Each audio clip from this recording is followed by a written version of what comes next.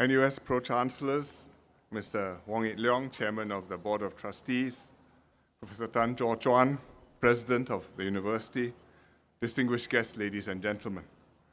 I'm very happy to be back here to open the NUS UTown. These are our first residential colleges in an integrated living and learning environment, and is an important development for NUS and our broader tertiary education landscape. Our universities have come a long way since independence. In the publicly funded universities, the enrollment has gone up by almost 10 times, and that doesn't include Singaporeans who are studying in private universities or overseas. Our universities have professional, well-resourced faculty, modern facilities, and they are well respected in Singapore and around the world. Our challenge is for these universities to keep on improving and serving Singaporeans better. We watch our international rankings, but we cannot be measured by our international rankings alone. Because our universities are unlike top universities in bigger countries, Harvard and Stanford in the US, Oxbridge in Britain, Beida or Tsinghua in China, University of Tokyo or Kyoto in Japan. These admit only a very small percentage of the university-going students in their countries. Whereas in Singapore, our universities admit the bulk of Singaporean students who are going to university. And therefore, besides maintaining good research rankings, our universities have to work hard to develop each student to his or her full potential. And there are models for this. Many state university systems in the US, for example, the California State University system, have done this well, maintain high standards and high reputations, and our universities also have improved significantly in these respects. Besides academic excellence, our universities also have important national and social roles.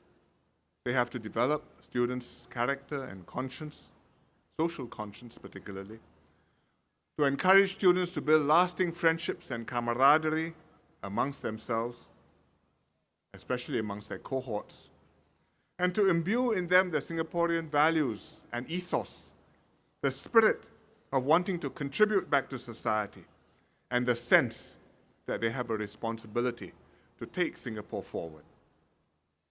And in order to do this, each university has to customize its education offerings and not copy what other universities do.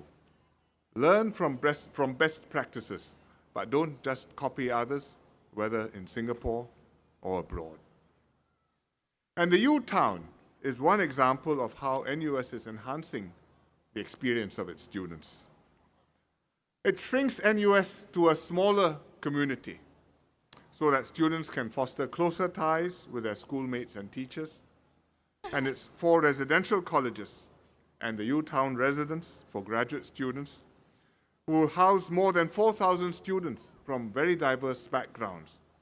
And each college will have its distinct features, but all of them will emphasize multidisciplinary learning with intensive small group sessions to encourage interactions and discussions. UTown will be a new focal point for NUS. It's connected to NUS's whole ecosystem of institutions, faculties, and halls, including CREATE, which is co-located in UTown, and is also a great place to hang out too, as you can see just by looking around you. Starbucks at UTown is Singapore's largest Starbucks branch. And just looking across from here, you can see Nasi Padang, Sichuan food, and various other signs in the cafe in the student center. Beyond enhancing the students' learning and living environment, UTown will also facilitate community engagement and active citizenry. For example, through the Chua Tian Po Community Leadership Program, which the President told you about just now. Students can learn about social challenges and community leadership through research and attachments to social service organizations. Through the Capstone program, which in the College of Alice and Peter Tan is a project for the students to work with ITE College Central and the Wellness Center at Teck Ghee constituency, at the Teck Ghee CC Community Club, to develop a healthy eating program for 100 seniors. And I hope we'll see many more such initiatives by our students. UTown fits into the broader context of our efforts to upgrade our whole tertiary education system. We've expanded and diversified the university sector from NUS and NTU to SMU, then SUTD, and now UNISIM and SIT. And we're increasing the number of publicly funded university places to reach 40% of our cohort by 2020. But improving tertiary education cannot just be about increasing university places. Other countries have found that having large proportions of students going to university doesn't necessarily guarantee happy outcomes. Take, for example, South Korea, where 70% of students attend university. But the Korean economy cannot generate jobs for all of them, especially jobs to match their training and their aspirations.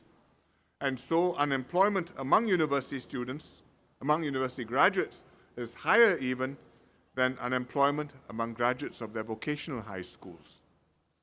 Or take Denmark, a Scandinavian country much admired and with much to learn from. 50% of each cohort attends university. But after they graduate, within a year, more than a quarter of those who graduate are still unemployed.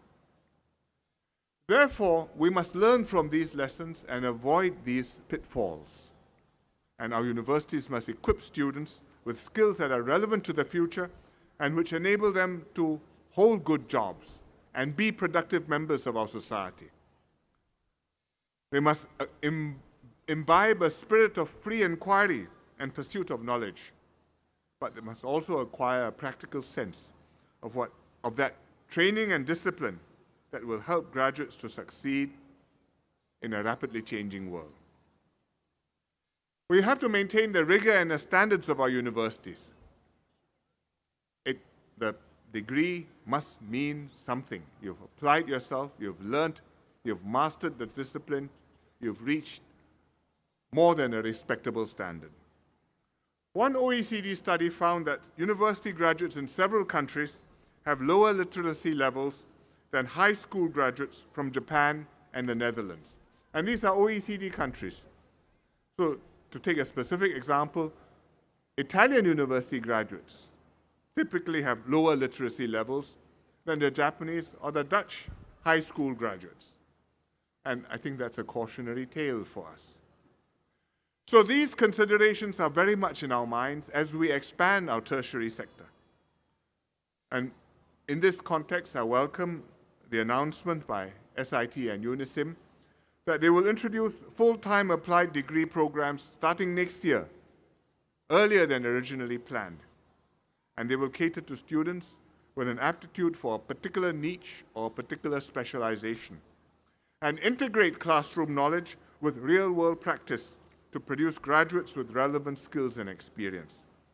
And that includes training which has structured work attachments with defined learning outcomes so students can work in projects which their employers are interested in. And thereby, the universities can produce high-quality graduates with the skills and knowledge that will be valuable to them in their careers. And that's another example of how we produce multiple pathways to success in our system. Meanwhile, I'd like to encourage students to take full advantage of what UTown and NUS has to offer. The U in the UTown is not just for university, it's for you, Y-O-U. You, the students. As I was chatting with your chairman just now of the board, he says, we wish we were young again and in university with these facilities. But you are young, enjoy these facilities and programs. Most importantly, build up the community. Make friends, immerse yourself in campus life, take care of your surroundings, and change it for the better while you are studying and after you graduate. So I wish NUS and UTown every success for many, many more years to come. Thank you very much.